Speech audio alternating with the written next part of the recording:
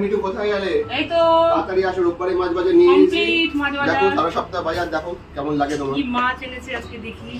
দেখো এই দেখো প্রথম প্যাকেট থেকে কি মাছ এটা? রুই মাছ। রুই মাছ অনেকটা রুই। এই বাবা আজ ছাড়িয়ে দেয়নি কেন মাছগুলো আজকে? ভিড় আছে না? কি পিস করে এনেছে দেখো মাছগুলো। প্রচন্ড ভিড়। তারপরের প্যাকেট থেকে বাটা মাছ, জ্যান্ত মাছ।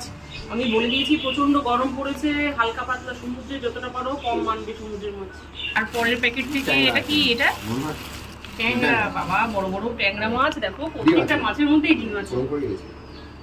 ট্যাংরা মাছের ডিম খেতে কিন্তু বেশ ভালোই লাগে। দেখো মাছগুলো বন্ধুরা, দেখো মাছগুলো কি বড় বড় মাছ এনেছে। তারপরের প্যাকেট থেকে আমুদি।